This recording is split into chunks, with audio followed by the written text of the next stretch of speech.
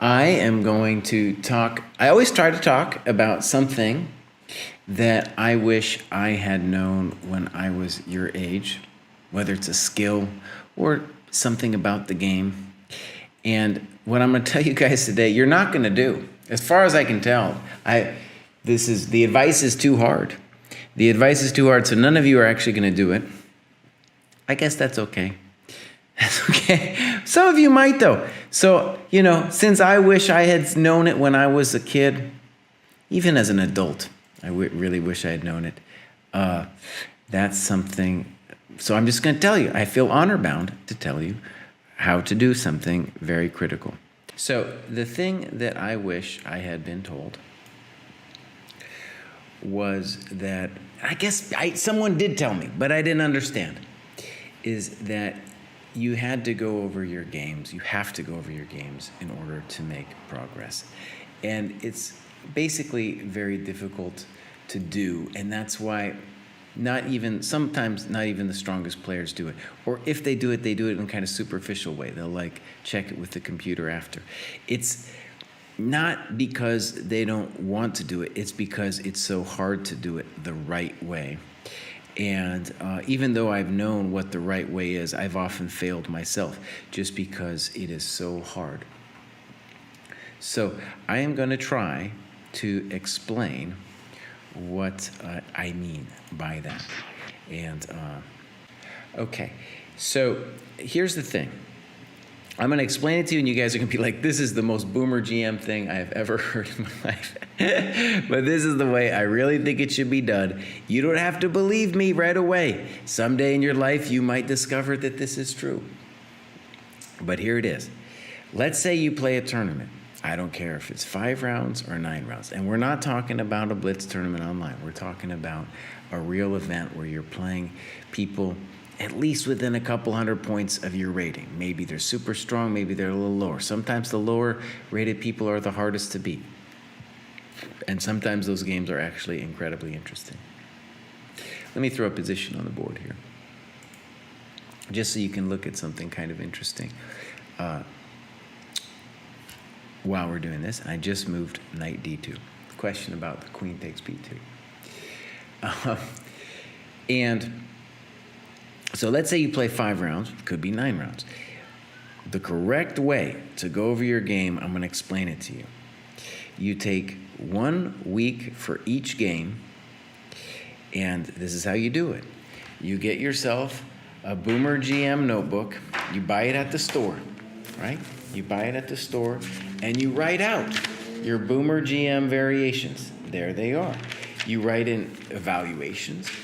You write how you felt about certain positions during the game. You write about your evaluations of the positions, your understanding of the position. Trying, of course, to understand which were bad moves, which were good moves, which were provocative moves. And then you still haven't looked at the computer. Now, a lot of people think, because I just do it without the computer at first, that they think I'm against the computer. No, that's not the case, and I will explain. Before you look at the computer, you need to show it to somebody. You need to show your analysis to somebody. First of all, I really recommend doing the analysis first alone, because when you are at the board, you are also alone. But the reason you should show it to somebody, preferably somebody a little stronger than you, maybe a coach. You could also show it to a friend. But the idea of having a coach is cool because then the coach will be a little stronger and you can heed their authority, if you understand what I mean. Like, you can believe in the things that they tell you. And trust, their evaluations, even if sometimes you don't totally get it. You go over the game with this person, and then, and only then, do you show them your notes, you tell them your evaluations, you tell them what you thought the critical positions were. They will give you feedback on everything that we just talked about. Only then will you look at it with the computer. And here's the thing. Once you put the computer in, maybe you looked at this thing for hours and hours. The computer is going to tell you you're totally wrong.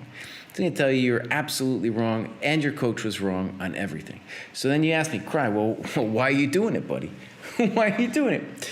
Well, first of all, the idea of the analysis is not to decide to have the computer tell you, some wacky move that you know and understands. The point of the analysis is for you to learn how to appreciate and understand the dynamics of certain positions that you will get again. And one of the amazing things about going over your own games is, first of all, you have an emotional memory of the game. And you will generally play structures that are similar to it again and again. So the computer is like a last resort. And it's going to be like a final check. And it will tell you amazing things. But one of the things to see about it is you shouldn't assign the ultimate truth to the computer, even though in some ways it's going to be more right than you or your coach.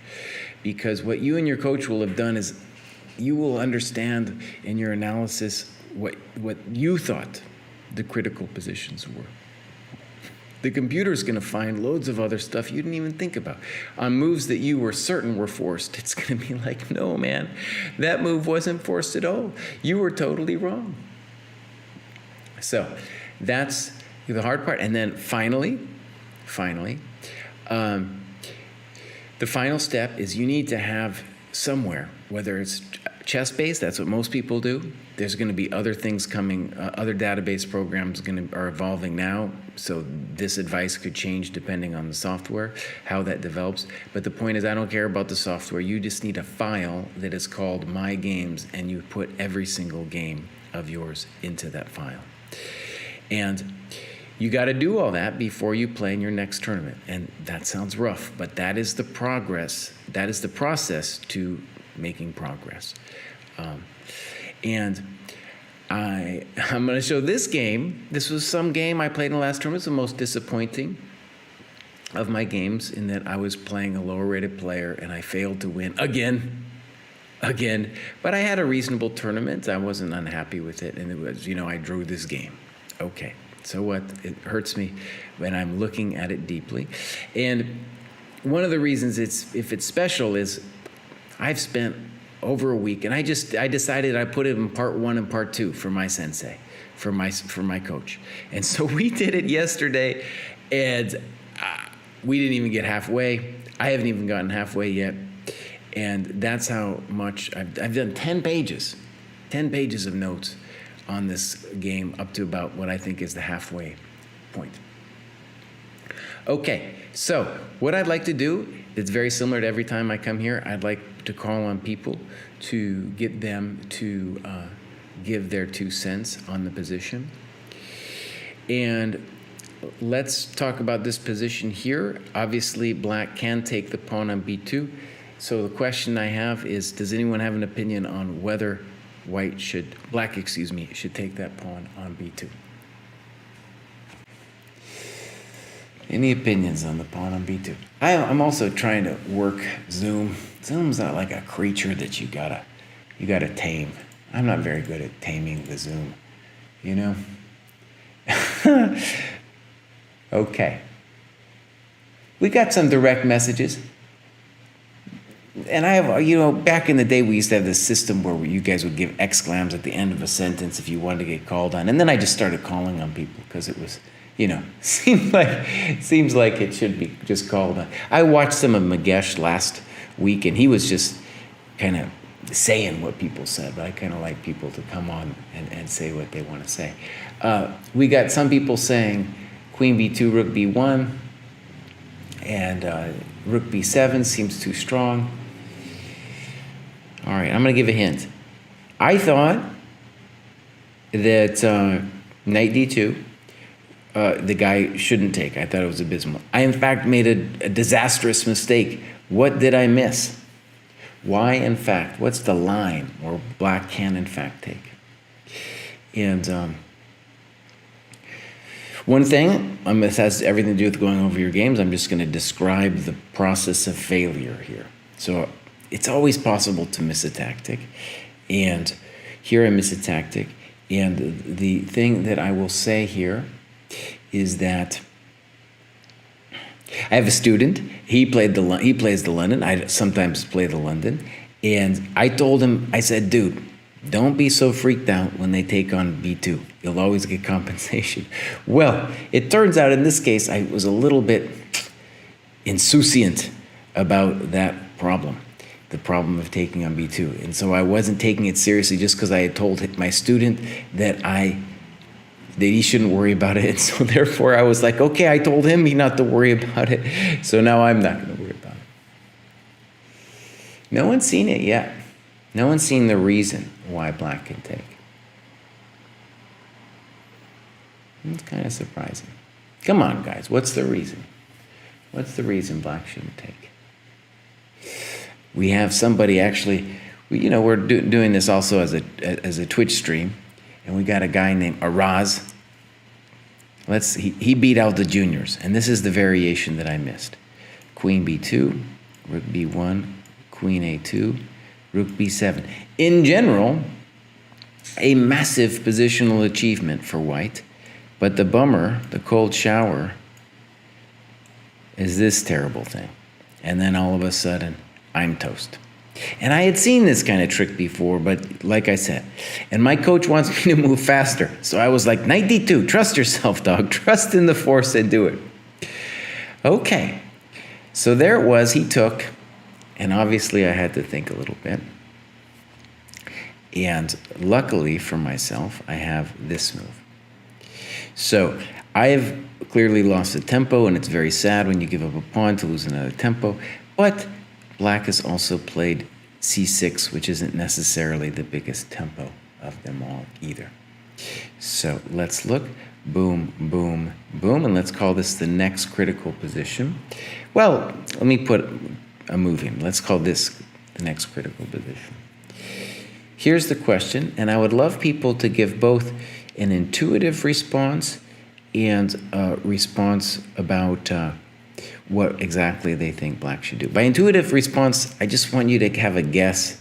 Like, do you think white has sufficient compensation, more than enough compensation, or no way? The guy's struggling for equality.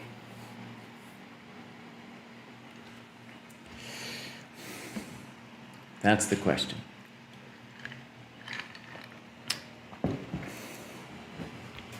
Kelsey says sufficient. Okay. And I would love to have people come on. I know that Magesh and a lot of the other people weren't calling on people. I love to call on people. I want to hear, and I think it's important to put it in words, vocalize what you see on the board. Got Eric saying black can consolidate. The question is, a two-part question. What should black do? That's the concrete part of the question. And number two is just intuitively, do you think that white is more than enough compensation, or just enough, or do you think he's struggling to make that compensation work? Eric is saying B6. Yeah. Sefer's saying slightly less than enough. A little bit all over the place here. Greg Shahad is out having a fun old time, and what is he supposed to be doing? He's supposed to be figuring out how we get polls working on Zoom. But he hasn't figured it out. We've asked him for years. He can't figure it out. I hope he's listening, because this would be a great poll question. Okay, Raj is saying B6 and Bishop D6. Nota bene, Bishop D6 won't work because I can always throw in Rook B3. Important point. If Bishop D6 were possible, I think my play would be less. Yeah. Okay, so we're a little bit all over the place. And yeah, I just want to say from my part, that this was a great example of where my chess values differed from my sensei. So, during the game, I felt I wasn't exactly sure. And was I bummed, first of all, that I missed the tactic? Of course. It's always, a feeling of shame and like, oh no, I'm going to get punished. But, looking at the position, I had a very simplistic way of thinking about it. Namely, let's say he gives me a tempo. Really, we're looking at either queen a6 or b6 or maybe something weird like knight a6. But in general, let's say he gives me a tempo. Let's put b6 on the board. Well, then my simplistic mind, my reptilian mind, said I've got 1, 2, 3, 4 pieces developed, plus 5 because it's my move, so I got 5 tempi against 1. So 4 tempi. And that the c6 square is going to need some kind of tender care, right? So I felt just on that basis alone that I should be at least fine, and that from a practical point of view, I felt pretty good about it. Now, my coach, who I call KGB because he's an anonymous old Soviet dude, was not so happy about this situation for White. He was not at all convinced that I had enough compensation for the pawn.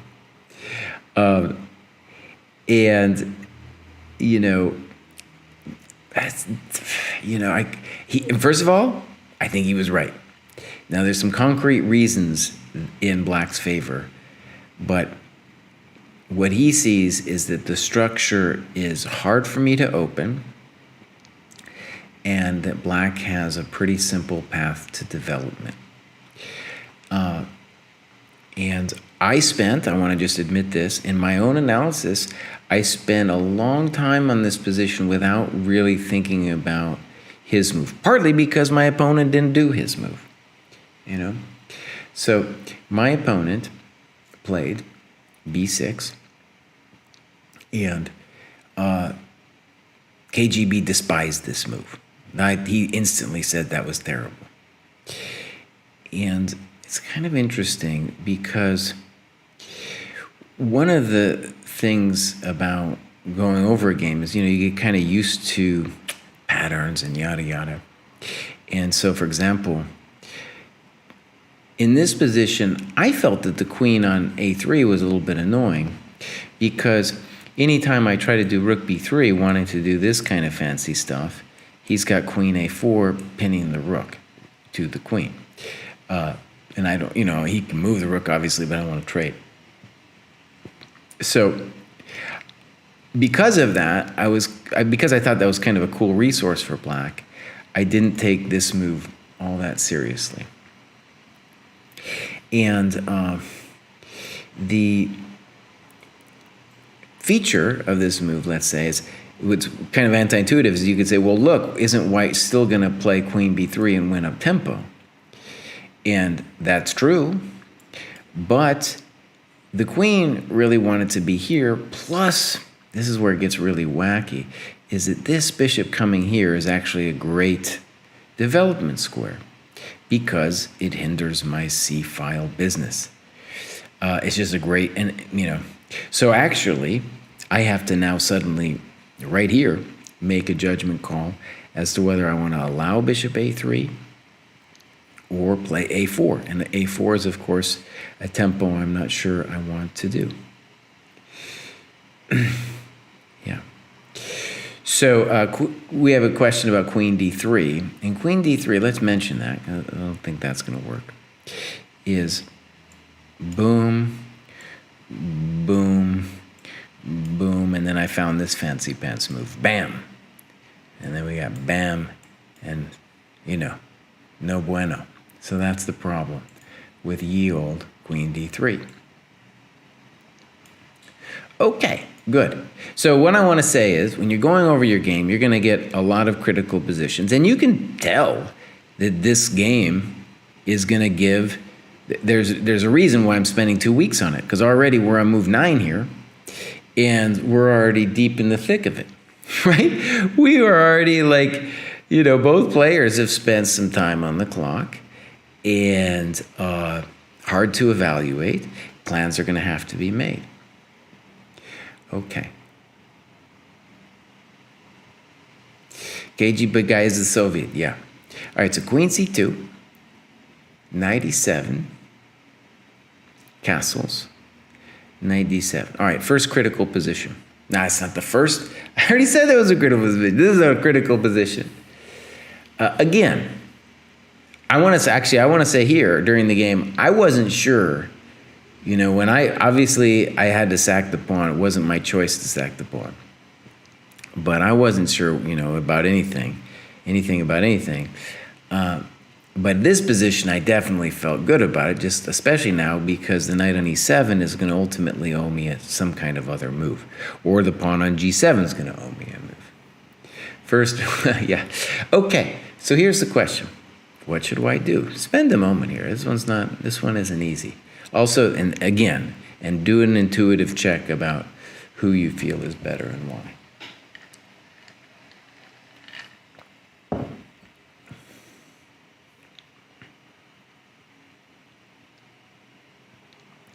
I love to call on people too. So if you want to just sound off here in the chat and tell me about your life and the problems you face, we can do that.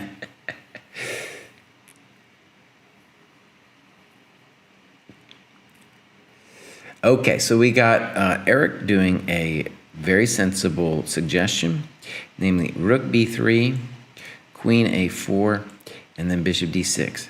This might be possible, but here's the question. What are you going to do after knight g6? Black could also play rook c8 first, but that's the basic question. And I think it's a bummer, but it's a good place for us to start seeing how strong these pawns are. So you get a dynamic. This is what I mean by understanding the dynamic of the position. And seeing that it's very difficult. Like the double pawns in some ways are virtuous because they control a lot of squares. But where they're really lamos is they make it hard for my heavies to move from the queen side of the board to the king side. Not just the rook, but also the queen. She wants to get in there somehow. She wants to get to the king side, but it's very difficult for her to do. And you see this in a lot of double pawn positions, by the way. For example, the winnower with pawns on c3 and c2.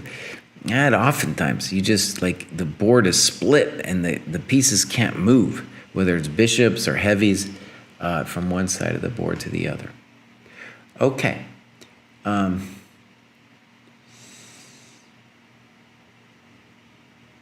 Someone's saying take and rook c1. Sure, we can look. Snip, rook c1. Let's put the rook c8. And black's intention is just to move the knight back and then continue his fiesta. And maybe e4, sure. Let's go knight g6.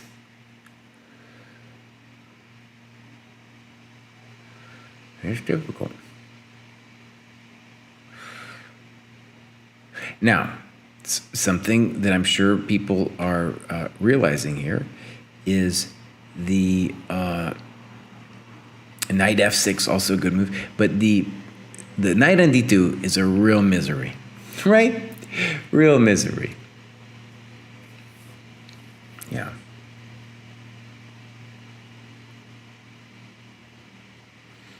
Real misery. Now, other moves are possible. I think white has some compensation. I think right now you're going to have to go snip, snop, check, and then black's going to be able to think about whether he wants to play the knight e7 or move the king, all of which are probably playable. Yeah. Okay. Yeah, possible. So we go back. Any other ideas? And Araj is talking about knight f1 to e3. Absolutely. At some point, we need to be thinking about knight f1 to e3. Yeah. Any other thoughts for white about what white should do?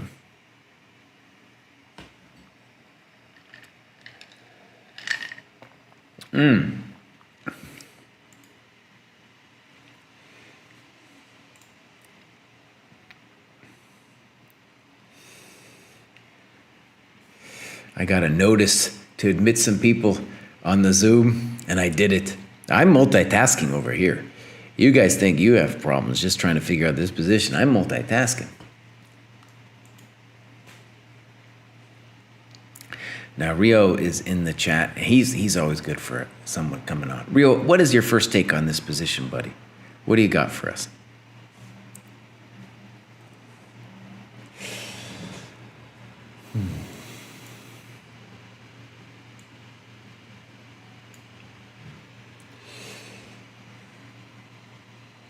Rio's not ready. He signed in, then did a little bathroom break. That's fine. Yeah. Okay. Yeah, and Raja's talking about like a fancy one, like rook b3, knight b1, and c3. And that's a thought. But we got to say about that the knight on c3, it will touch the queen on a4. Right? Rook b3, queen a4, knight b1. You could throw in rook c1, rook c8 anytime you want. But then the knight on c3, not clear where that guy's going, right? Yeah. Okay. So, I definitely feel like I made a mistake here. And this is an example, actually, where during the analysis I said to myself, I definitely don't like it. I definitely feel like it was a superficial move. But in the analysis, I was like, well, maybe objectively, it's okay, you know. Then KGB came at me, man. Started yelling at me, telling me this was terrible, most terrible thing I ever did. It probably was pretty terrible. Sefer, what do you think I should play, buddy? What do you think I should play? And I'm happy to call on you. I'd love to hear your thoughts about why you think whatever you think. I personally like myself rook b3 and bishop d6 that we've suggested earlier. I don't really find anything wrong with it. But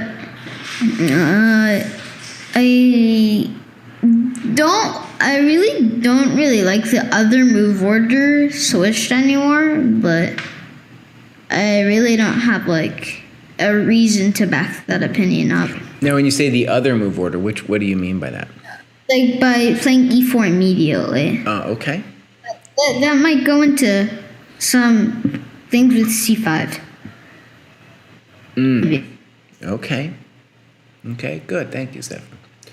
Now, one thing Rio's mentioning is 95. He gives it an exclam. Rio, you want to come on, buddy? Let's give Rio a chance here. Ask him to unmute. He might be too shy today. Yeah. So I was saying knight e5 because I want to like attack the c6 pawn, and after knight takes e5. I mean, my knight might cause some trouble there. So knight takes e5, and here I play d takes e5. And with the point that I want to target the c6 pawn and maybe force it to move to c5. Okay, let's try. So rook c8. Knight f3. Okay. Interesting. And then I don't know, knight g6. Now knight d4. Okay, I respect what you're saying. Okay, let's try. That's interesting. Okay, it's becoming a little tactical. And he is saying that if I do this, that would be a terrible blunder. So let's try queen c5. Queen b2. Okay. Wait. Yeah, this is fine for me. I mean, I said d2. I mean b2, sorry. Oh, b2. Okay, I'm sorry, I misheard you. And then, I don't know, queen a3? Something like that? Queen c2? Maybe it's the draw.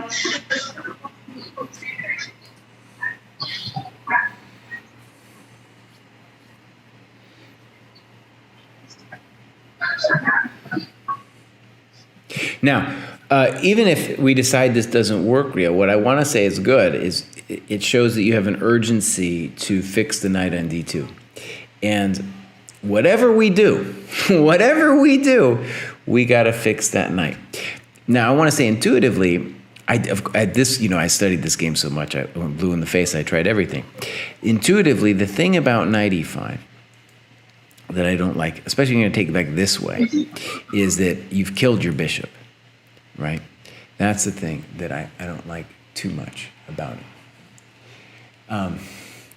Yeah, and I showed this to a student, and they tried bishop e5, and it's just, it's unclear what we're doing. Black always plays rook c8, just basically no matter what we're going to do. He's going to play rook c8, and then he's going to play a knight move, such as knight g6, right? So that's kind of the problem there. Okay, good. Let's go back to this position. Okay, anybody else have another thought about what should be played?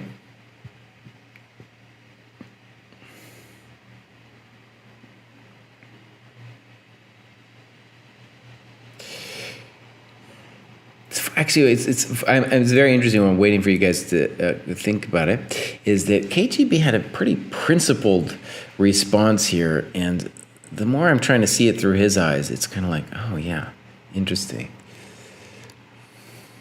Interesting. Now, Sefer, I didn't make a good move. I played a superficial move. We got someone in the Twitch talking about exactly what KGB did. I'll show you what KGB wanted. He wanted h4. So let's say the candidate moves would be something like e4, rook fc1, maybe rook b3. I mentioned h4 probably, and e4. You could play rook fe1, but you might as well play e4 if you're going to play rook fe1. And the thing about h4 that's interesting when you see it from his perspective is, for him, where white is actually strong is the king side. And what's important to see about that is that really, and this is kind of the challenge for white, is like, in some ways I want to play on all sides of the board, but the black queen is cut from her man, and she's just bouncing around on the queen side. I'm not going to win the queen or anything. She's just bouncing around over there. And so the thing about h4 is that I need to immediately start gaining space on the king side where I am stronger. And nota bene, it's not super easy for me to move the heavies back over there, right? Now, on a concrete level, this is all intuitive stuff about why you might choose h4 without analyzing it too deeply. But on a concrete level, it is very important that I I force black to play h5. You know, I need to force him to do it. Right, so if you imagine g6 now, then knight e5 is going to be stronger, plus even the simple h5 after that. And I tried to work out this, but what nice thing now is now knight e5 comes, and when this knight comes, he's got a threat, you know? And black still owes me the rook c8 move, right? So imagine this, and that looks very scary to me. Yeah, no, that's just simply scary. That is just simply scary, right? And, okay. So I'm going to try to explain this. I played this move, and it was one of those moves you play kind of fast. So one of the things about analyzing the game is really to understand when the critical positions come. And, you know, you want to make the intuitive moves quickly. So, and I've talked about that here at the U.S. Chess School before. But this, in fact, was a critical decision. It's intuitive in the sense that you're not going to be able to fully calculate it out. Like, I really did calculate it out to the best of my ability after the game.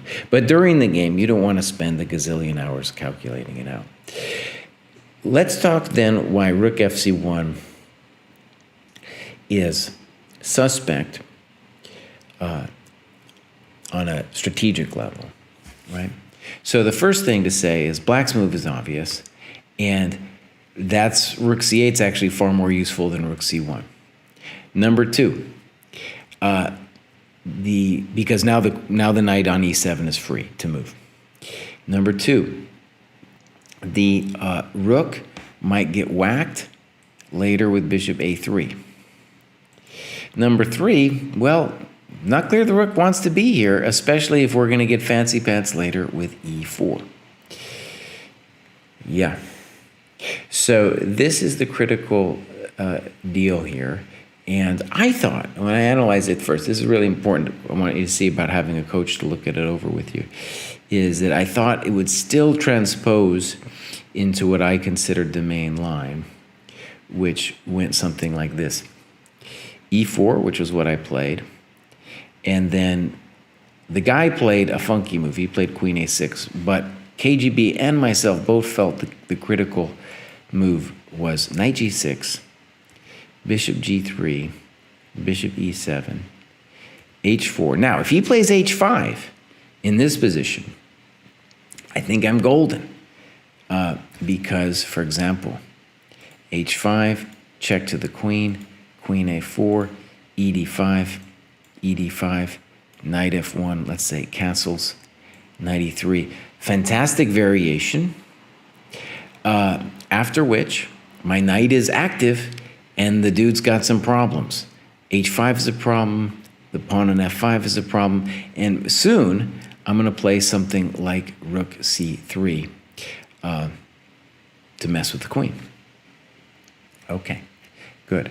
So let's go back. And this, I could force this variation or something similar to it if I played h4 immediately. And the problem, though, with this variation is now dude can get away with, instead of h5, knight f6. And you remember, in the last variation, I had the jump with like knight e5 and knight d2, f3, but I've actually spent 2 moves, which have nothing to do with that beautiful knight hopping business, and now he's totally covered, as far as I can tell. Yeah. We got a comment, it's one of those stupid autopilot moves we're taught to make as a beginner. I don't know if anyone taught you. I don't know if anyone sat you down, Austin, said, well, Austin, here's a stupid autopilot move I want you to do. But it certainly was a stupid autopilot move from me. And part of it, I think really, this is really important about analyzing your games.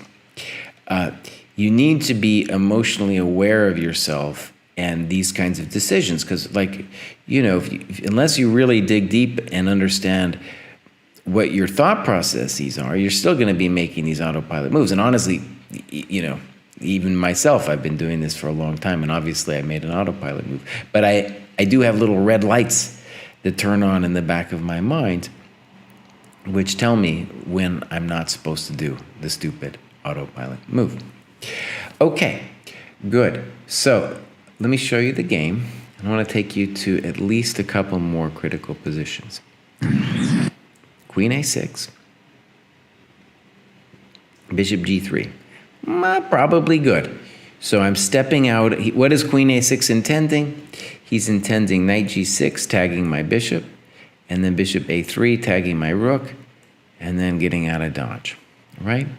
So now the issue will be that on knight g6, it's at least a little inconvenient with snip, snip. There the rook at least had a virtue on c1. Bishop e7, bishop d6, and I think he's toast. I think this is an example of where he's toast. Something like this. And it's all falling apart. Death. Okay, if we want to get really fancy, I guess we can do it like this. Yeah. So bishop g3, prophylactic. You see this in the London all the time. By the way, I really want to stress, going over classic games is beautiful, but a great thing about going over your own games is you're going to have similar things.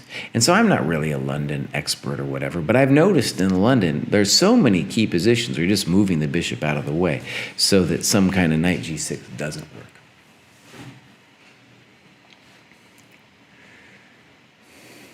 All right, g6. And now I got a little pressure. h4, what am I doing? I'm waiting for the bishop on f8 to move before I sink my dog into d6. If I sink it too early, he can play knight g8. So the guy goes bishop h6, bishop d6, f6, The rook comes over. King f7. All right. Here it is. I'm going to call this the central, the most hypercritical moment of the game. So, I'd say begin by asking yourself just the intuitive question of how strong do you think white's compensation is? And then I'm going to give you guys a moment or two to think about what should be done. And definitely you want to be as concrete as possible, but when you're when you do concrete variations, of course you want to pay attention to the positional stuff as you're going along, because it's going to get wacky. It's clearly going to turn wacky just a little bit. Sefer's saying compensation is over the roof. And I got to admit, I felt pretty good about it. But Sefer, let's just imagine you're black. If you had some reason to hope, what would it be? Besides having an extra pawn.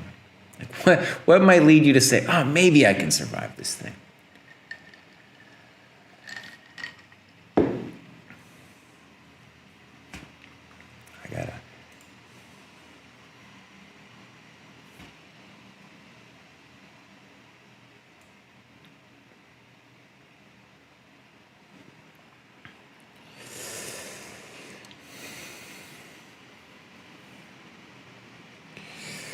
All right.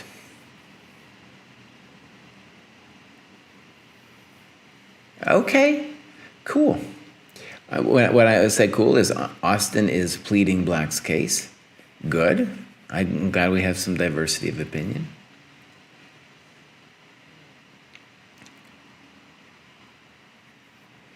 Now it is, I just want to stress, it's white's move. Very important. White's move. People are saying what black should do. And by the way, my assumption, this is a great example of humans versus computers. My assumption, and every time I've looked at the game, both by myself and with KGB, is that black's next move is rook HE8. No matter what. No matter what, the guy's playing rook HE8.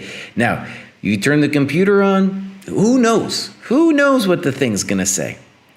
But in a human game, they're going to play rook HE8 every time. You know, so that's one of the reasons why the computer's a little confused. Okay. So Austin has a good point.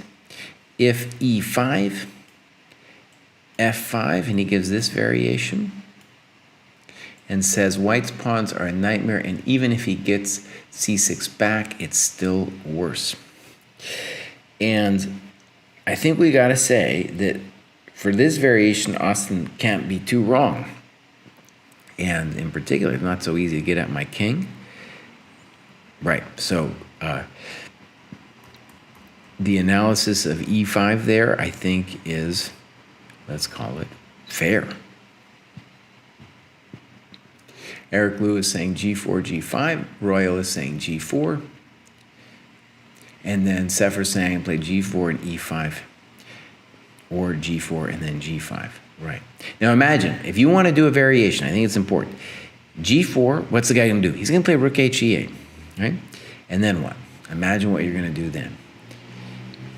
And I'd love to have somebody come on and give me their opinion about what's going to happen after G4, rook HE8, and then whether it's E5, G5, or some other thing.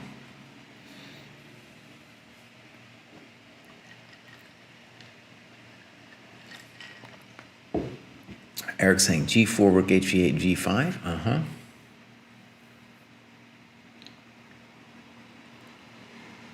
Yeah.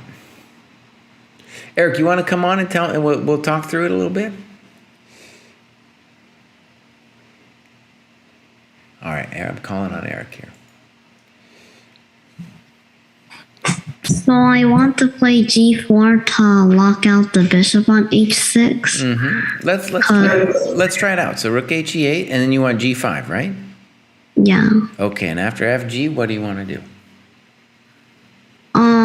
Maybe I'll take with the H pawn.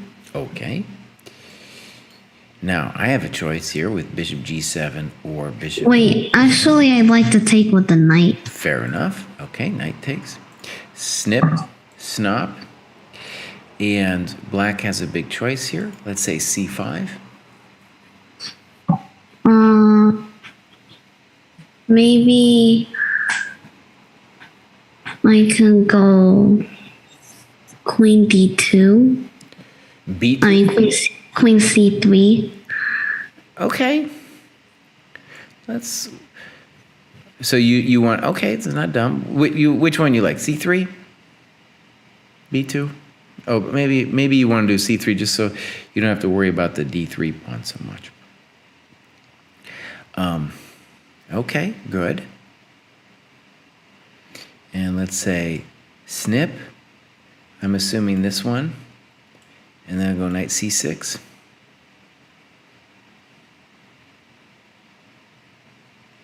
And then maybe we can go queen e3. Good.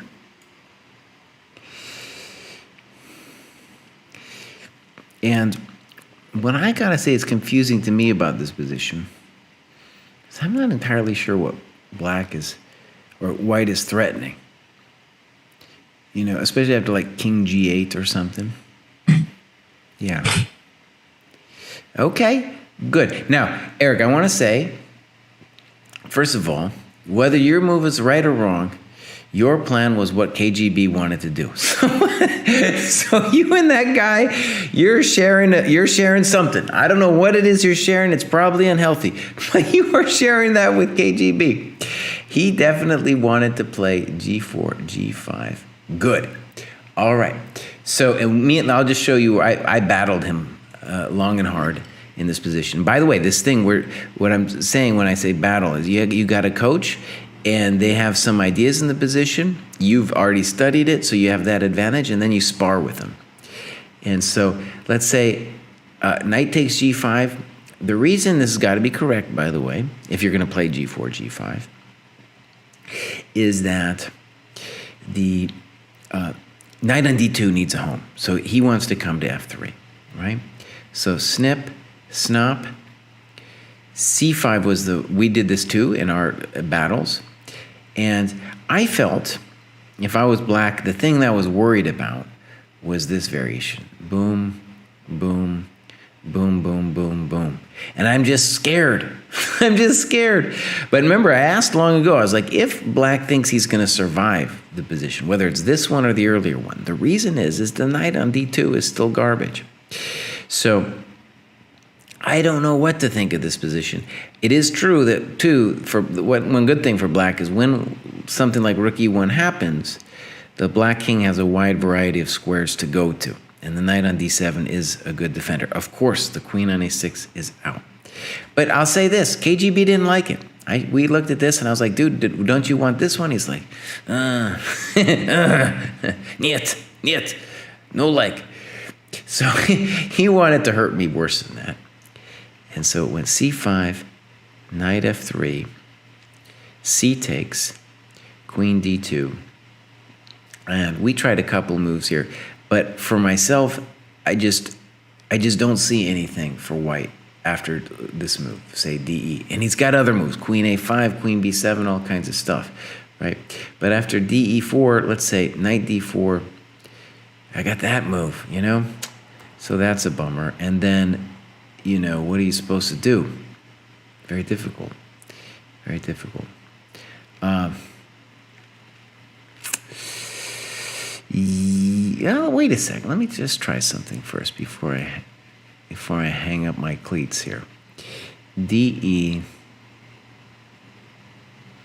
I'm not entirely certain what white is doing. So D3 is a thought.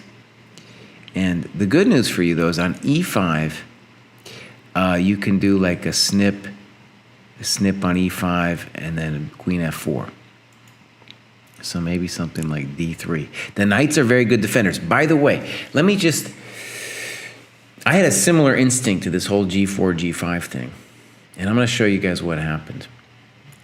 And then we're going to go back and then try to ask what the right move was.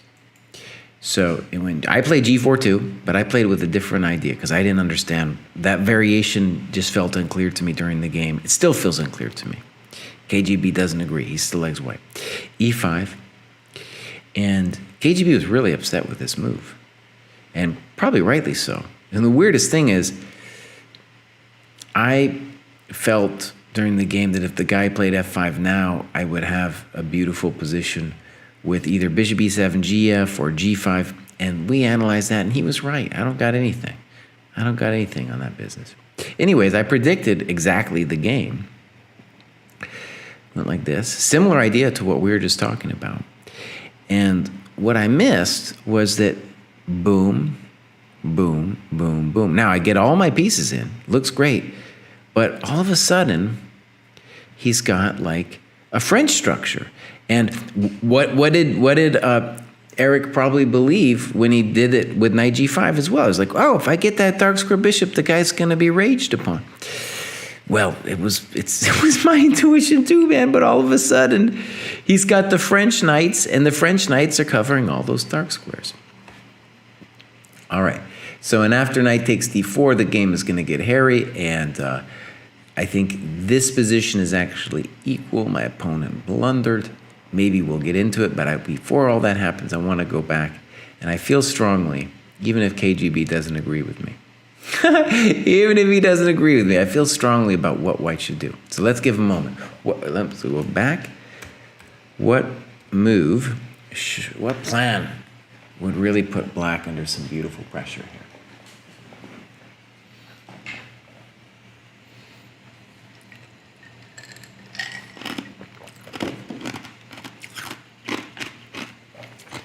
We got a question. Is KGB still alive? KGB will never die. That's one of the few things we know in life, is the guy will never die. Any ideas for white? I can't tell you his real name. If I told you, I'd have to kill you. So I guess the proper way to say it is I could tell you, but then I'd have to kill you. You can't, KGB won't be known, you know. Any ideas for white here?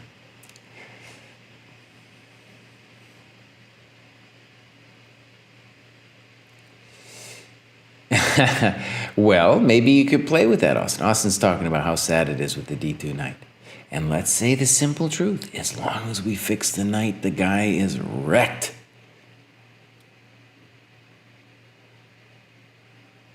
Oh, Aryan, I couldn't tell you privately in chat either, buddy. I'd still have to kill you.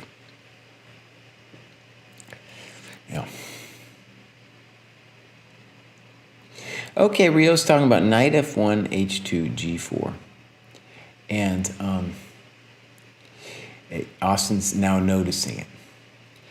And good. I think knight f1 is the right move. And I especially want to say, this is important with the computers. Like, maybe the computer is going to come when I look at it and tell me g4, g5 is the right move. Maybe it will. But I guarantee that knight f1 is the correct move.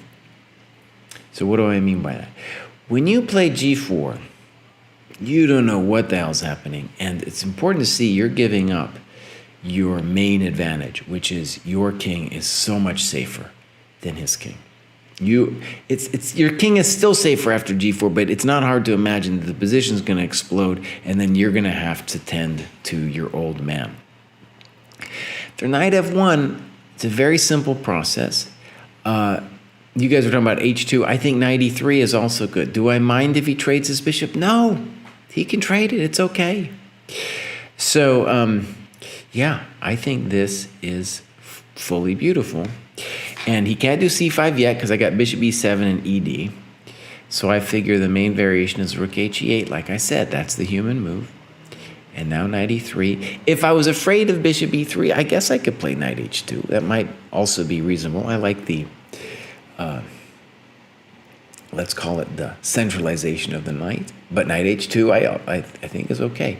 And if there's a variation here that needs to be seen, maybe it's that after c5, I can say check to the bishop, finally move my queen over, and I got a nice initiative. I don't want to be black here, my friends. I do not.